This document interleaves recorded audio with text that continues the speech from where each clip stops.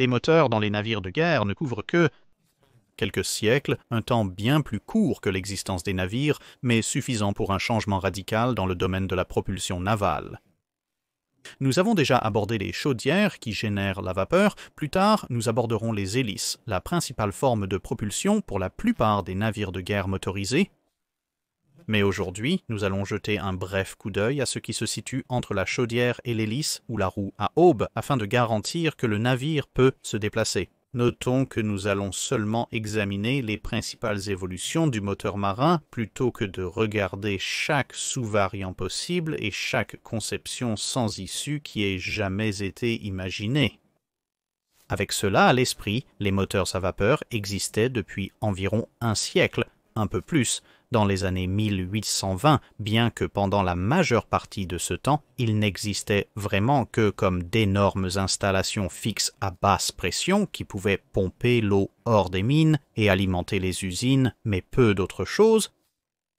Mais l'aube du XIXe siècle a vu plusieurs avancées dans l'augmentation de la pression qui pouvait être utilisée dans les moteurs à vapeur, et cela a à son tour donné une puissance de sortie beaucoup plus grande pour une taille de moteur donnée, et cela a commencé à rendre l'idée d'un moteur qui était petit et puissant assez pour être utilisé sur une plateforme mobile, au lieu d'une installation fixe un peu plus viable, et en partie dû au fait que les navires sont simplement beaucoup plus grands. Les navires seraient la première application de cette technologie, avec divers navires à vapeur expérimentaux commençant à être conçus à la fin des années 1700. Mais la première utilisation de la puissance à vapeur dans une application militaire était probablement la batterie flottante à propulsion à aube, d'Homologus, plus tard Fulton, qui a été développé pour, mais pas achevé pendant, la guerre de 1812 au nom de la marine américaine. Cependant, sa nature signifiait qu'elle était effectivement confinée au port. L'utilisation de la puissance à vapeur en pleine mer devrait attendre jusqu'à l'envoi de navires comme le Her Majesty's Ship Comet, un remorqueur à propulsion à aube lancé en 1822, ainsi que d'autres petits navires comme le Monkey, qui déplaçait environ 210 tonnes et qui utilisait des moteurs à couture Boulton et Watt qui avaient environ 80 chevaux vapeur nominaux. Certaines de ces machines avaient 2 cylindres et pouvaient fonctionner à peut-être une révolution toutes les quelques secondes. Le Monkey a été suivi en service par l'Active qui avait également 80 chevaux vapeur nominaux, puis le Lightning en 1823 qui avait 100 chevaux vapeur nominaux. Ces premiers navires à vapeur servaient surtout au remorquage et aux besoins généraux du port et du littoral. Ils ne pouvaient pas vraiment être appelés navires de guerre. Tous ces navires étaient propulsés par des roues à aube. Les limitations en termes de vulnérabilité perçue et l'espace occupé par les pagaies sur le côté signifiaient qu'un véritable navire de guerre destiné à la ligne de bataille fonctionnant à la vapeur devrait attendre un peu, mais ces premiers navires utilisaient l'une des premières formes de moteur à vapeur équipé sur un navire de guerre, le moteur à levier latéral. C'était une amélioration par rapport au simple moteur à poutre qui était l'ancêtre de tous les autres types. Le moteur à levier latéral était un mécanisme assez haut. Comme avec tous les moteurs à vapeur, la pression s'accumulait dans le cylindre, ce qui forçait la tête du cylindre à monter, et une fois que la tête du cylindre atteignait le haut du cylindre, la pression de la vapeur était libérée, et dans le cas du moteur à levier latéral, le poids résultant et le vide ramenaient la tête du cylindre vers le bas où elle répétait le cycle. Dans le moteur à levier latéral, la tête était reliée à une tige qui soulevait une extrémité d'un grand levier en fer, ou parfois 2 pour des raisons d'équilibre, ce qui faisait alors monter ou descendre l'autre extrémité du levier en opposition, et cela à son tour était relié via plus de métal à un vilebrequin qui générait le mouvement de rotation par rapport à un moteur à poutre où le levier était monté assez haut sur un moteur à levier latéral, les leviers lourds étaient montés beaucoup plus bas, ce qui donnait à l'ensemble du moteur un centre de gravité assez bas et rendait l'ensemble un peu plus court dans l'élément vertical. C'était important sur un navire de guerre pour des raisons de stabilité et de considération tactique. Même s'il était monté assez bas dans un navire, un moteur haut pouvait se retrouver avec une partie substantielle de lui-même au-dessus de la ligne de flottaison, ce qui le rendait très vulnérable à être désactivé par l'artillerie, généralement accompagnée d'une sorte d'explosion de vapeur désastreuse pour aller avec. Le moteur à levier latéral était encore assez haut en raison de la taille du cylindre nécessaire pour obtenir une pression de travail utile, et les navires, jusqu'à la période de la guerre civile américaine, perdirent parfois encore leur puissance à cause des tirs sur la coque qui paralysaient les parties supérieures de leur moteur. Mais le risque était quelque peu moindre avec un moteur à levier latéral qu'avec certains autres types de moteurs plus anciens. Les deux principaux problèmes avec le moteur à levier latéral étaient tout d'abord qu'il ne pouvait réellement alimenter que des roues à aubes. Ce n'était pas vraiment un problème dans les années 1820, mais c'est quelque chose qui allait interdire son utilisation continue au fil du temps. L'autre problème était que les leviers jumeaux normaux et toutes les diverses bielles en faisaient globalement un moteur très lourd pour sa puissance de sortie, et bien qu'il fonctionnait à une pression quelque peu supérieure à celle des anciens moteurs, cela signifiait simplement que les valeurs pound per square inch pouvaient être lues comme des nombres entiers au-dessus de la pression atmosphérique et qu'ils faisaient réellement un travail utile au-delà de la création d'un vide, ce qui, dans les anciennes machines à vapeur, en particulier les pompes de mine, avait fini par être la chose qui faisait la majeure partie du travail lourd. Entre le début des années 1820 et 1840, 70 navires à vapeur supplémentaires seraient ajoutés à la seule Royal Navy, sans parler de toutes les autres marines qui ajoutaient assez rapidement des navires de guerre à vapeur et des navires auxiliaires à leurs forces. La majorité était équipée du moteur à levier latéral et cela tendait à fonctionner à une pression de vapeur d'environ 4 livres par pouce carré au-dessus de la pression atmosphérique régulière. Le radamantus était typique des navires de cette période, bien qu'il convienne de noter que, comme beaucoup de navires de cette époque, la puissance nominale était de 220, mais les moteurs pouvaient être travaillés jusqu'à environ 400 chevaux-vapeur indiqués, presque le double du nominal.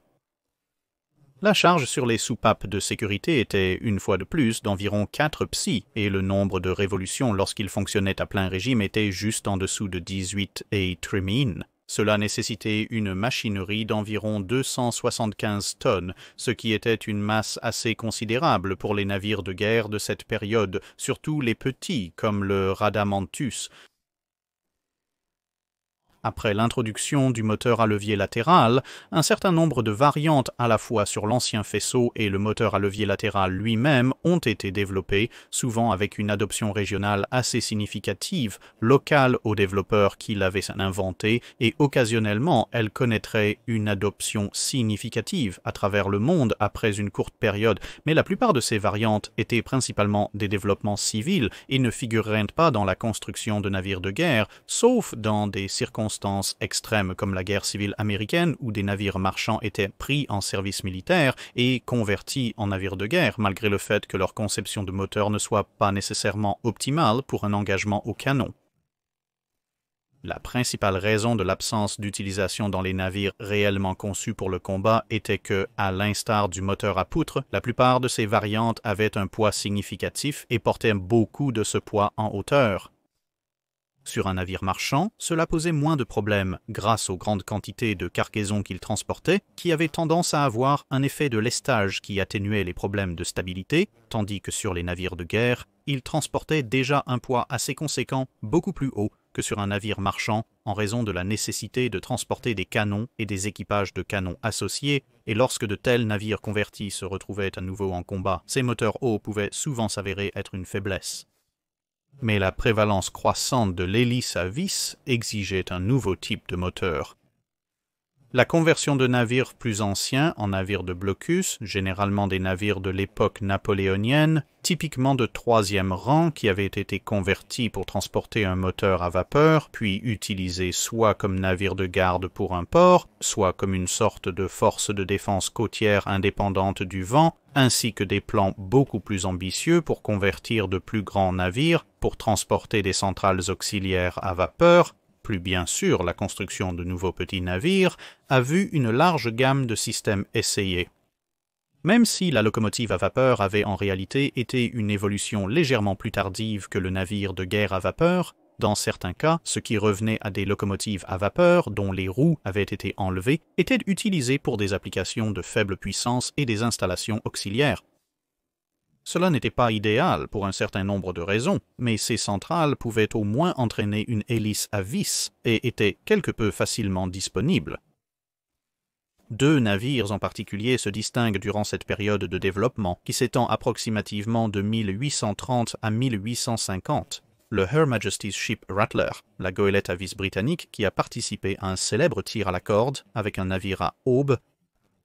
Her Majesty's Ship Electo et le navire de ligne français Napoléon, qui fut le premier navire de guerre à vapeur construit spécifiquement pour entrer en service. L'ancien navire, Rattler, utilisait un type de moteur étrange qui n'a pas vraiment pris dans les cercles de navires de guerre. Le moteur siamois, ou à 2 cylindres, fonctionnait sur le même principe de système de pivot et de levier que les moteurs à levier latéral antérieur, mais au lieu d'un seul cylindre plus grand, il utilisait 2 cylindres plus courts pour fournir la force motrice pertinente. Cela a permis au moteur d'être un peu plus court dans l'élément vertical et les 2 cylindres en ce qu'un seul bras était monté entre les 2 cylindres au lieu des 2 bras plus couramment trouvés de chaque côté d'un seul cylindre dans un moteur à levier latéral. Il était compact et légèrement plus léger que l'ancien moteur, mais il reflétait néanmoins la divergence croissante entre les moteurs civils et militaires, car son principal attrait était le fait qu'il n'interférait pas avec les parties inférieures du pont des canons par opposition à une efficacité énergétique particulière. Mais les multiples étapes de levier entre le cylindre du moteur et le vilebrequin dans l'un de ces types étaient quelque peu inefficaces en termes de transmission de puissance aux vis, et tout ce métal était assez lourd. Un changement était nécessaire, et ainsi la technologie des moteurs a commencé à évoluer vers des moteurs de type à entraînement direct. Dans les navires à roues, à aubes, qui étaient encore utilisés comme remorqueurs, sloops et autres navires qui n'étaient pas considérés comme susceptibles de voir beaucoup de combats et certainement pas destinés à se tenir sur la ligne de bataille, l'un des premiers moteurs à entraînement direct était le soi-disant moteur oscillant, qui était utilisé presque exclusivement pour propulser des navires de guerre à propulsion à aubes. En termes simples, le système d'entraînement direct permettait au cylindre de transmettre de l'énergie directement à l'arbre à cames, rendant l'ensemble du système nettement plus léger et plus efficace que les types plus anciens, puisque les poutres et la plupart des tiges pouvaient être éliminées et il y avait moins d'étapes de transfert d'énergie dans le système. Cependant, il nécessitait que les cylindres eux-mêmes puissent bouger pour tenir compte de la rotation de l'arbre à cames, ce qui avait auparavant été la préoccupation des poutres intermédiaires. Il a également concentré un certain nombre d'aspects de mouvements séparés en un nombre réduit de composants, ce qui a permis les économies décrites précédemment, mais cela signifiait également que ces composants fixes individuels étaient beaucoup plus complexes, et donc beaucoup plus difficiles à entretenir. L'exigence des cylindres mobiles était un point particulièrement délicat avec ce type de moteur, car cela signifiait également que l'alimentation de la ligne de vapeur devait être assez flexible. Et, bien, si quelque chose allait mal, vous aviez un cylindre plein de vapeur chaude qui se déplaçait en va-et-vient, ce qui n'était pas si facile à approcher. L'autre problème était que les roues à aubes devaient simplement tourner un peu plus lentement que les vis, et les moteurs avaient donc été conçus pour ce niveau de rotation. C'est là qu'intervient Napoléon. Bien qu'elle n'ait pas été le premier navire à introduire le moteur à entraînement direct, son utilisation pour entraîner une vis sur un grand navire de guerre posait le problème d'utiliser un moteur qui avait un nombre relativement faible de tours par minute avec une hélice qui devait aller un peu plus vite que cela afin de faire avancer le navire à une vitesse appréciable. Ce problème serait résolu en introduisant, au moins temporairement, une autre innovation, l'engrenage, dans ce cas en augmentant les tours par minute, bien que cela nécessite un moteur exceptionnellement puissant pour l'époque, puisque bien sûr chaque tour du moteur devait entraîner plusieurs tours de la vis, ce qui divisait la puissance globale, d'où la nécessité d'une haute énergie statique pour qu'il en reste assez par tour pour faire tourner l'hélice contre la résistance de l'eau dans la plupart des conditions maritimes. Inutile de dire que cela nécessitait également beaucoup d'entretien et contribuait quelque peu à la réputation du navire pour l'instabilité de sa centrale à vapeur.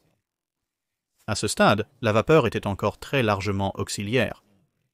l'utilisation massivement inefficace de la puissance des chaudières et leur pression, très faible du moins selon les normes ultérieures, signifiaient qu'un navire brûlerait tout stock de charbon raisonnable bien avant d'atteindre même la moitié de la distance qu'un navire à voile pourrait faire, puisqu'il dépendait principalement de la quantité de nourriture et d'eau qu'il transportait, et donc tous les navires, sauf les plus côtiers, continueraient à transporter un jeu complet de voiles, et ce pendant encore un certain temps.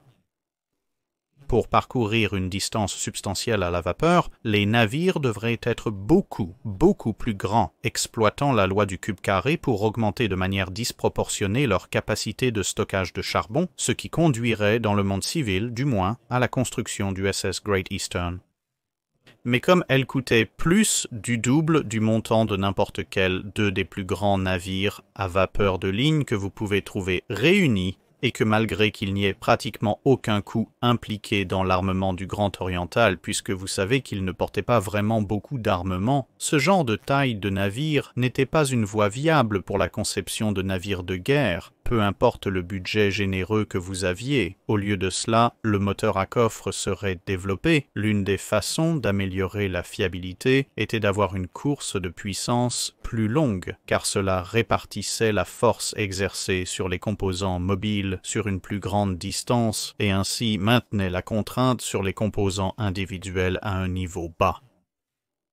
Mais cela allait à l'encontre du besoin des navires de guerre de maintenir les niveaux du moteur sous la ligne de flottaison, et donc la solution semble simple sur le papier, mais était relativement difficile à réaliser en pratique, consistait à poser le tout sur le côté, et maintenant vous pouviez, dans les limites des dimensions du navire, avoir une course de puissance aussi longue que vous le souhaitiez, arrêter de rire là-bas à l'arrière, sans aucun problème de tir entrant au-dessus de la tête, car la largeur du cylindre était maintenant, techniquement parlant, la hauteur du cylindre, le cylindre lui-même pouvait être fait quelque peu plus grand. Cela a permis à la bielle sur la tête du cylindre d'osciller à l'intérieur du cylindre lui-même, et cela signifiait que le cylindre pouvait revenir à être fixe plutôt que de se déplacer d'avant en arrière sur le moteur à entraînement direct oscillant, ce qui améliorait encore la fiabilité. Capables d'atteindre les vitesses nécessaires pour faire fonctionner une hélice sans engrenage, ils ont alimenté la dernière génération de navires à vis en bois et ont également trouvé leur place dans les premiers cuirassés. Le Her Majesty's Ship Warrior, un autre navire pivote, était équipé de ce type de moteur. Au début, le moteur à tronc était un équipement assez substantiel en partie en raison de la recherche de fiabilité et des faibles exigences d'entretien qui sont des caractéristiques clés des moteurs militaires dans la mesure du possible.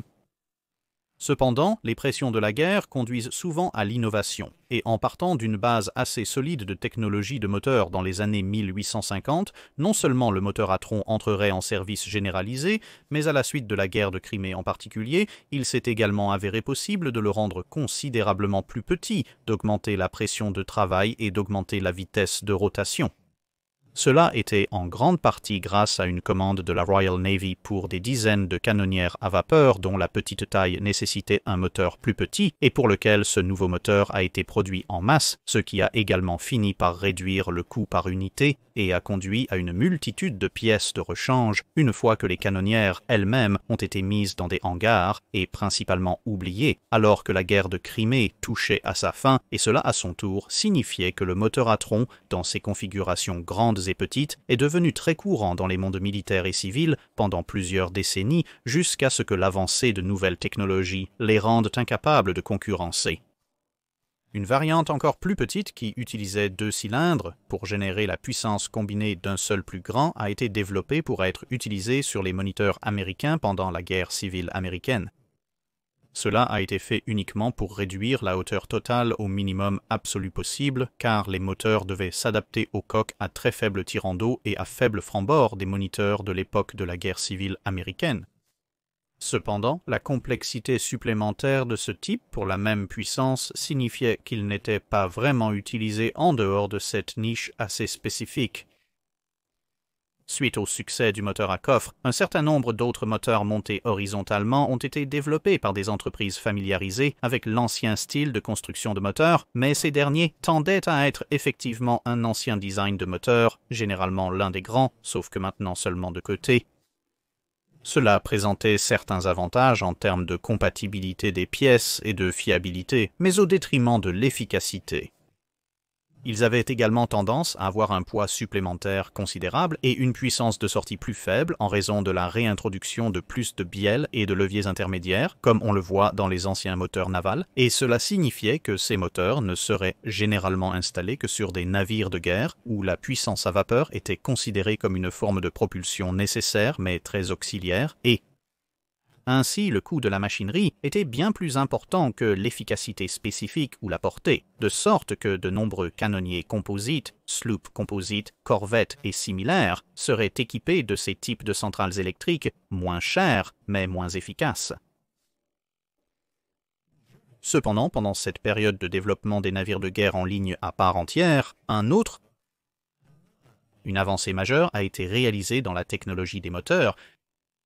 Comme mentionné au début, les premiers moteurs à vapeur utilisaient la vapeur pour alimenter un temps du moteur et le vide qui était laissé en son absence, généralement avec un mélange de gravité et de momentum, le maintenait en mouvement pendant l'autre temps. Mais c'était aussi un autre domaine d'inefficacité, et en parallèle avec la croissance du navire de guerre à vapeur est apparue l'invention du moteur à vapeur à double effet, dans lequel la vapeur était introduite aux deux extrémités du cylindre alternativement en fonction de l'endroit où se trouvait la tête du cylindre, assurant la puissance à la fois sur la course ascendante et la course descendante, et augmentant ainsi la production globale du moteur. Avec le temps, les navires sont également devenus beaucoup plus grands, ce qui signifie qu'il y avait des espaces d'ingénierie plus grands et donc un volume sous-marin plus important, ce qui a permis aux moteurs de revenir à être principalement ou dans certains cas entièrement verticaux sans compromettre la durabilité du navire en combat puisqu'il serait toujours en dessous de la ligne de flottaison.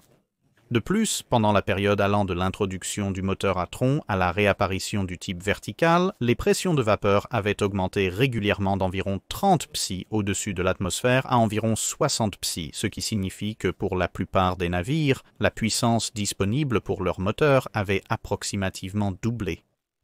Comme les principes généraux des moteurs à vapeur équipés de cylindres étaient maintenant assez établis, la dernière partie du XIXe siècle verrait l'efficacité de l'utilisation de la puissance fournie par les chaudières augmenter.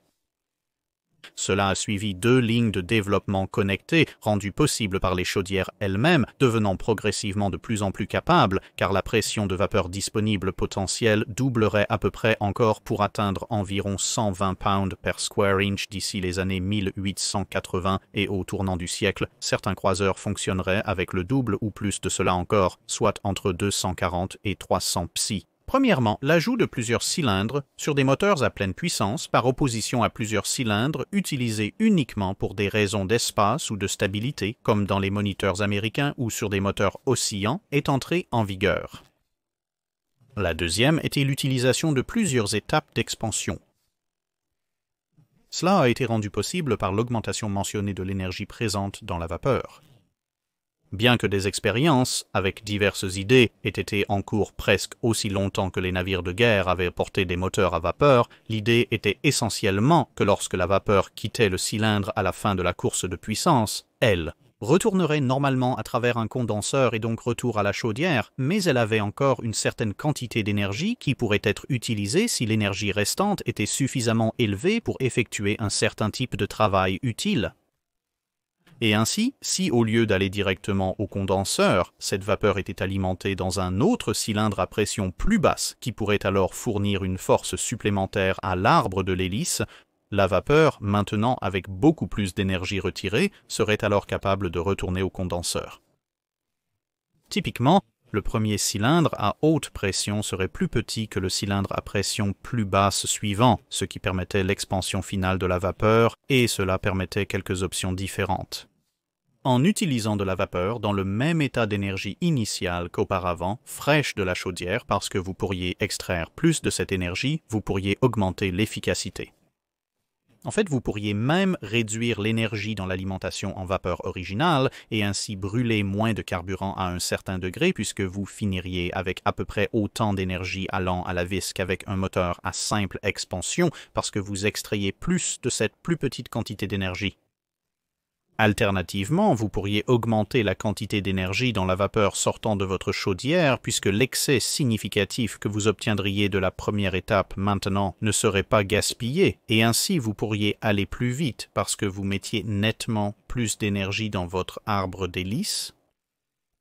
Garder le niveau d'énergie de la vapeur d'entrée à peu près le même qu'avant, qui était effectivement la première option que nous avons mentionnée, était vu comme un équilibre entre les deux avec chaque extrême possible, c'est-à-dire une vitesse beaucoup plus élevée ou une efficacité énergétique beaucoup meilleure selon le résultat que vous préférez pour le navire pour lequel le moteur était construit. Par exemple, un bateau torpille pour lequel la vitesse était primordiale et la portée presque sans importance voudrait la puissance maximale absolue. Vous pourriez en obtenir alors qu'une corvette ou une sorte de croiseur de deuxième ou de troisième classe qui devait parcourir de très longues distances et n'avait pas à se soucier trop de la vitesse maximale serait à la recherche d'une forme très efficace de centrale à vapeur tandis que quelque chose comme un croiseur ou un cuirassé qui idéalement ne voulait pas aller relativement vite mais ne voulait pas brûler tous ses stocks de carburant très vite, opterait pour un équilibre entre les deux. Il faut noter que bien qu'un moteur à double expansion nécessite au moins 2 cylindres, pour des raisons évidentes, il n'est pas limité à 2 cylindres, ni n'est limité à l'appariement de 2 cylindres individuels. Vous pourriez bien sûr faire cela si vous le vouliez, mais vous pourriez aussi, par exemple, alimenter 2 ou 3 cylindres à basse pression à partir d'un seul à haute pression. Et c'est pourquoi, dans cette ère de la technologie des moteurs, vous voyez généralement les navires décrits avec leurs moteurs indiqués comme X expansion I cylindre ou X cylindre I dans expansion pour donner une idée de la configuration globale. Le Titanic, par exemple, avait des moteurs à triple expansion à 4 cylindres et les raisons pour lesquelles vous pourriez décrire l'expansion comme étant X ou Y, c'est parce qu'il ne s'est pas arrêté à l'expansion à 2 étages avec une plus grande puissance de sortie des meilleures chaudières encore en augmentation, il est devenu possible d'ajouter une 3e étape aux procédures. Et ainsi, le moteur à triple expansion verticale, qui était le type de moteur le plus courant à l'époque pré-Dreadnought, est né. Alors que les modèles civils développeraient plus tard le quadruple, moteur d'expansion, le moteur à triple expansion verticale représentait la fin de la ligne pour ce type de moteur pour les navires de guerre en général, cependant, alors qu'il serait généralement remplacé dans la conception des navires au cours des années 1900 et au début des années 1910 dans la plupart des nations, l'histoire du moteur à triple expansion verticale n'était pas entièrement terminée. Pendant la Seconde Guerre mondiale, le nombre élevé de petits navires en construction, le fait que la plupart d'entre eux n'avaient pas besoin d'être particulièrement rapides, et le fait que la découpe des pales pour une turbine était une sorte de goulot d'étranglement, conduirait au retour du moteur à triple expansion verticale dans de nombreux navires tels que les corvettes de guerre anti-sous-marines et même certains porte-avions d'escorte, car il était relativement simple, bon marché et facile à construire, et avait donc conservé une circulation assez répandue dans le monde marchand civil et leurs fournisseurs, où des vitesses supérieures à la mi-dizaine de nœuds étaient rarement requises, et à ce stade, des améliorations mineures de la technologie du moteur avaient permis aux navires de atteindre une vingtaine de nœuds confortablement. Il y avait aussi un problème secondaire avec beaucoup de marins marchands qui étaient recrutés dans le service naval et qui étaient familiers avec le moteur à triple expansion verticale, ce qui nécessitait donc beaucoup moins de réentraînement si vous les affectiez à ce type de navire. Pour la plupart des navires de guerre, cependant, la vitesse était la chose désirée et c'était quelque chose que le moteur à triple expansion verticale commençait à avoir du mal à fournir, car cela montait dans la vingtaine supérieure de nœuds pour certains des plus grands croiseurs, et les progrès dans le contrôle du feu nécessitaient également une balade beaucoup plus douce. Le problème fondamental avec les moteurs à triple expansion verticale est en effet tout moteur des types qui avaient été utilisés jusqu'à présent était qu'une assez grande quantité de métal était projetée à plusieurs reprises et à une vitesse considérable.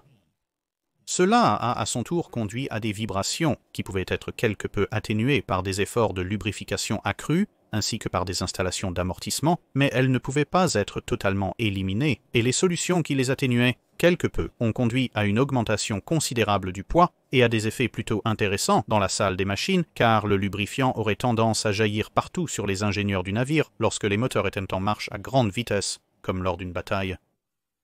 Jusqu'à l'invention de la lubrification forcée, qui était encore à quelques années de distance au début des années 1900, les moteurs à triple expansion verticale ne pouvaient également être utilisés à pleine puissance que pendant une durée limitée avant de risquer une défaillance catastrophique due à un stress répété et rapide.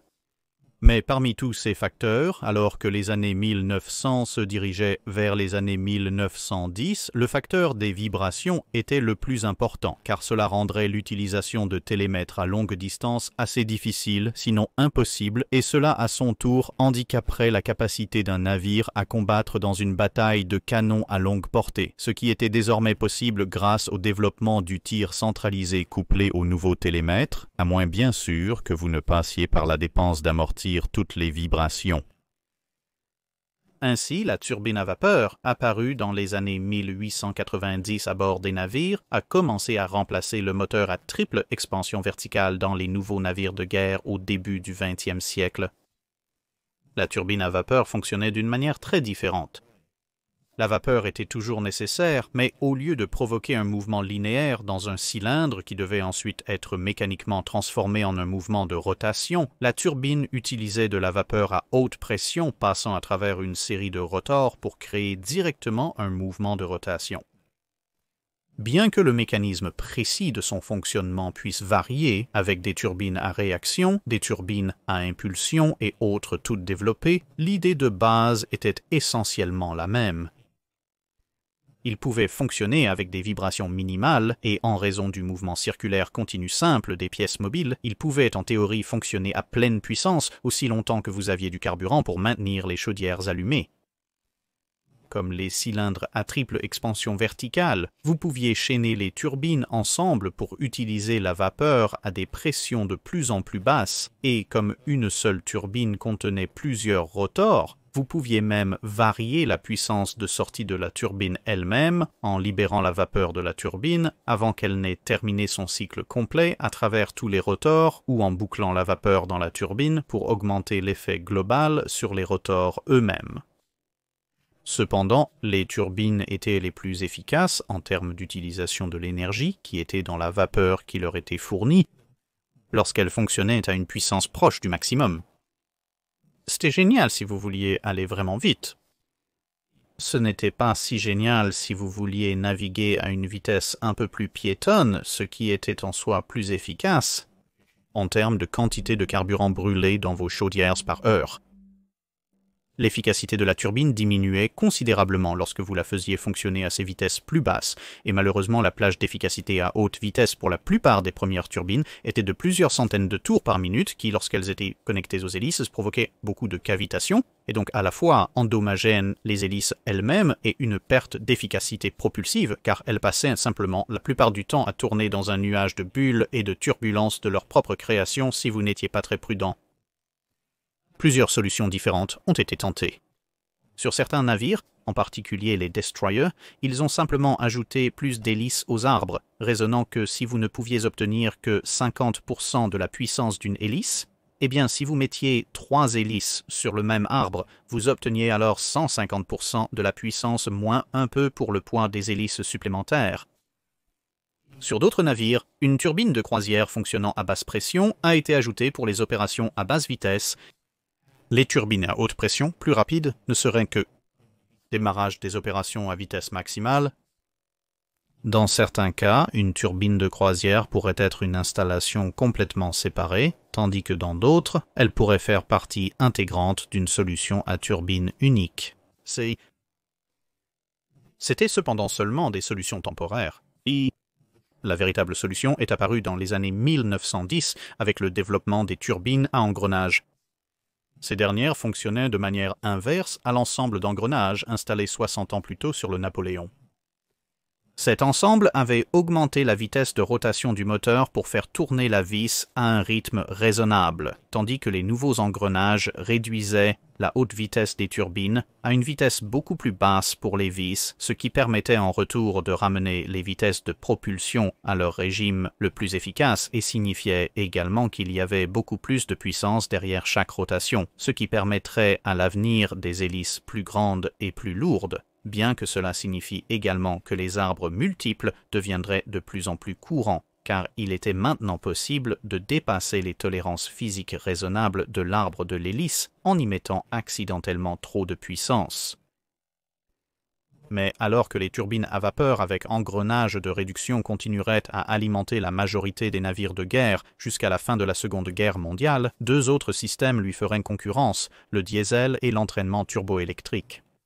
L'entraînement turboélectrique était le plus proche de la ligne de développement existante des moteurs à vapeur, car il utilisait réellement des turbines comme partie de la chaîne cinématique, mais au lieu d'un entraînement direct ou d'un engrenage de réduction vers les arbres d'hélice, il utilisait une turbine ou des turbines fonctionnant constamment à leur vitesse optimale pour faire fonctionner des générateurs électriques à la place. Ces générateurs fourniraient ensuite l'énergie aux moteurs électriques ainsi qu'au reste du navire et les moteurs électriques feraient à leur tour tourner les arbres d'hélice. Cela offrait plusieurs avantages. La réponse au besoin de changer de vitesse était considérablement plus rapide et vous pouviez mettre le système en marche arrière complète avec autant de puissance, sinon nécessairement autant de vitesse que vous le pouviez en marche avant complète. Si un moteur ou une hélice était désactivé par un coup de torpille, une frappe de mine ou un autre type d'accident, l'énergie pouvait être relativement facilement redirigée vers d'autres moteurs dans leur tolérance pour compenser la perte de propulsion.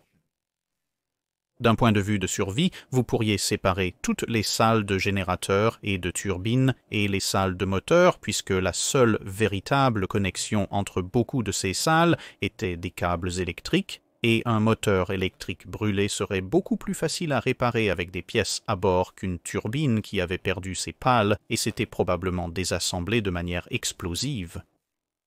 Un autre avantage était que si vous perdiez un ou plusieurs générateurs ou une ou plusieurs turbines, vous ne perdriez pas nécessairement l'arbre d'hélice correspondant, car comme avec un arbre d'hélice qui avait été désactivé, vous pouviez également redistribuer l'énergie d'un seul générateur ou de tous les générateurs et turbines survivants que vous aviez à tous les arbres d'hélice, tant que, encore une fois, la quantité d'énergie disponible au total était suffisante pour entraîner tous les moteurs.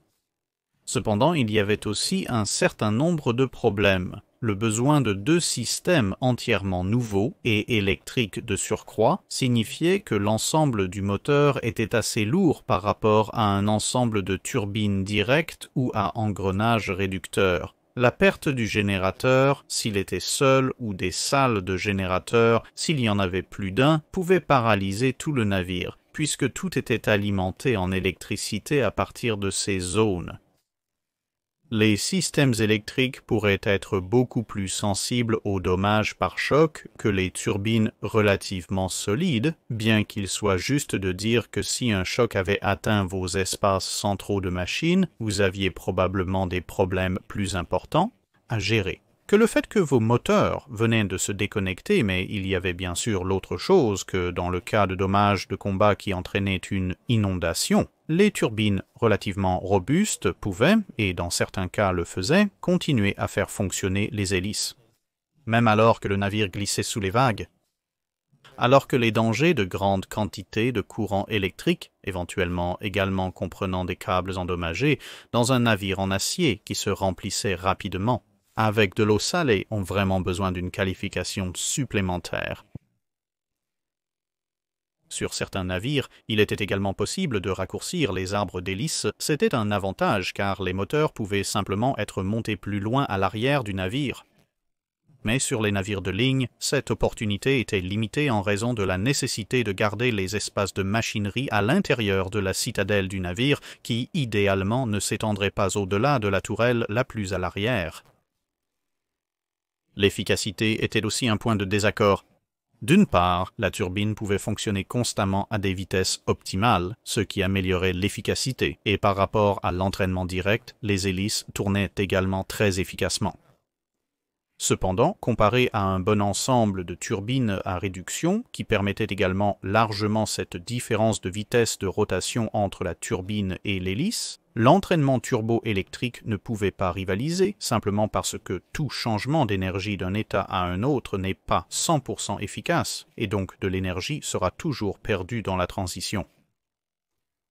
Sur un navire à réduction, les pertes d'énergie depuis le moment où l'énergie thermique de la vapeur est transformée en énergie cinétique de rotation sur l'arbre sont assez simples et minimales. Il y a une petite quantité perdue à cause de la friction et de l'usure physique dans l'engrenage, et ensuite l'énergie est à la vis dans un navire à entraînement turbo-électrique.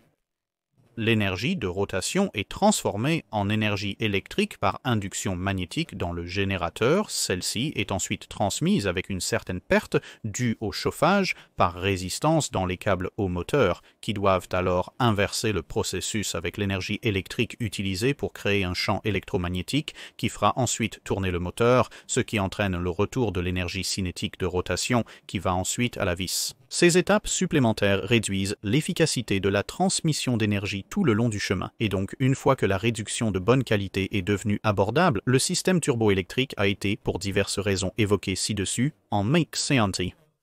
généralement abandonné dans la construction de navires de guerre en faveur de la turbine à engrenage. Les diesels étaient une autre affaire. Ces derniers étaient totalement indépendants de la production de vapeur, ils étaient plutôt une innovation beaucoup plus récente, le moteur à combustion interne, qui faisait le travail de chaudière, de turbine, et dans certains cas même d'engrenage, le tout dans un seul et même paquet compact. Leur taille, relativement compacte, et le fait que vous pouviez simplement les arrêter et les redémarrer en assez peu de temps, plus le fait que le diesel était beaucoup plus difficile à enflammer ou à faire exploser par rapport à l'essence, signifiait qu'il deviendrait rapidement la centrale électrique préférée pour les sous-marins lorsque ceux-ci opéraient en surface. Mais lorsqu'il s'agissait de concurrencer les turbines sur les grands navires de guerre de surface, ils étaient un peu plus difficiles à entretenir et au moins lorsqu'ils fonctionnaient au diesel lui-même, aussi coûteux à faire fonctionner. Plus tard, il a été découvert qu'un moteur diesel pouvait fonctionner avec un carburant similaire à celui des chaudières à vapeur, réduisant le coût global de fonctionnement. Leurs avantages majeurs restaient le démarrage quasi instantané, contrairement aux heures nécessaires pour générer une pression de vapeur à partir d'un chaudière chauffée et le fait qu'il brûlait simplement moins de carburant, de sorte que vous pouviez aller beaucoup plus loin avec une centrale diesel qu'avec une à vapeur, en supposant que vous aviez la même taille de réservoir de carburant. Mais le problème le plus critique pour la plupart des navires de guerre était la densité de puissance. Pour un volume donné de machinerie, les turbines à vapeur donnaient simplement plus de puissance que les diesels de la période de 1900 à 1950. Maintenant, vous pourriez bien sûr avoir une installation diesel plus grande et plus lourde pour compenser cela, mais cela réduirait à son tour le déplacement disponible pour les fournitures, les armes, l'armure et autres, qui étaient tous plutôt importants sur les navires de guerre.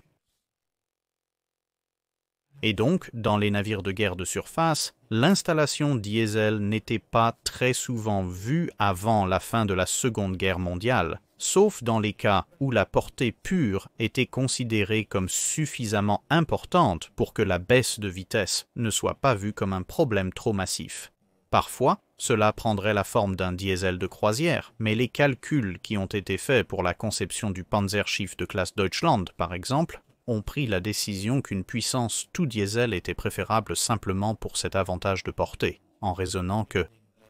à 28 nœuds, il n'y aurait aucun navire de guerre, du moins parmi les ennemis que, à l'époque, la Reichsmarine envisageait de combattre qui pourrait réellement les rattraper.